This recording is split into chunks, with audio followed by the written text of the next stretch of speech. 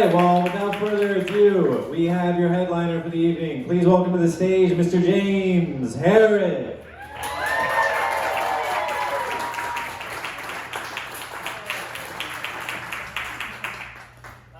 How's everyone doing tonight? Good? You give it up for your host, Cameron, and Kelsey Rosen. Oh my God. So funny. But now it's me. The main event, right? If you had like a bad Yelp review, you would have to mention me by name, you know? This feels good. I know it doesn't look like I should be headlining a show. I don't really look like I have important things to say, right? I kind of look like the guy they picked to shoot the half-court shot at a basketball game.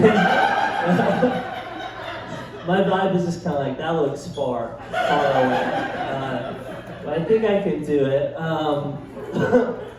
I love doing comedy. It's very fun for me. One of my favorite parts actually is when you get done with the show and people come up to you afterwards. Like one time, this person came up to me and she was like, "Hey, I loved what you did up there. I love awkward comedy." And I was like, I didn't even know that's what I was doing. I thought it was like Mr. Smooth comedy. Hit a jukebox and it plays like the Curb Your Enthusiasm theme. Something funny. I'm killing Kelsey. She's gonna be dead by the end. This is great though. I work today all day, so this is a great release for me. I work at a bookstore. Does anyone here read? Any readers in the house? It's always fun to ask that question. There's always one person one time I asked that, and a person in the back was like, "Yeah, over here, booyah." He said booyah. So I was like, "You don't read. You actually don't." I feel like if someone's gonna respond, they'd be like, "Guilty as charged." Maybe a book thing to say. Oh, I don't know. I was thinking recently because I work at a bookstore, so there's the pressure to read books. I was trying to read one of the dang things the other day, and I realized that when you read a book, they give you this crazy head start. You read the title page and the publication, the dedication. You're on page 40 already. It's like the book is saying to you "Hey, you're really good at this. You should read more." And the rest is so hard, you know what I mean? So hard every time. But I'm in the book community. I go on book Twitter. What? Not booky enough? Shut up, Kelsey. Well, yeah, I was on book Twitter the other day. God damn it. And there was an interesting thread. I thought it was interesting. The person posted and they were like, "So you're on a Tinder date, right? And you asked someone, what's your favorite book in the world?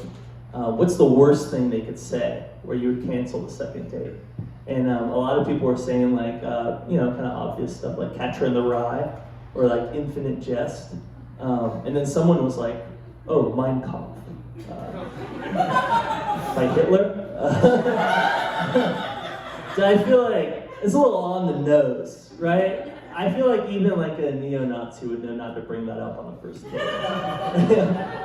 He'd be like, "I love Emma." Huge Emma guy. And I was thinking about it more, and I feel Infinite Jest is actually kind of a worse thing to say than Mein Kampf. Stay with me. It's easy to break up with a Nazi. It's a little harder to break up with someone who just kind of sucks.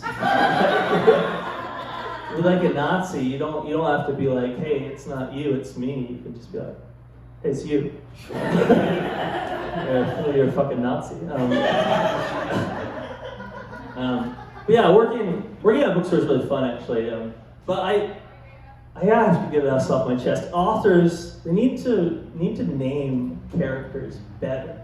I was reading this book series the other day. You guys might know it, but there's this nerd character. He's an outcast, loser kind of type. But the author chose to name this character Neville Longbottom. So you should probably think a little harder, right? You know? That's like naming like a nerd character like Burger Boy, Lonely Man. You know? So you should have thought more.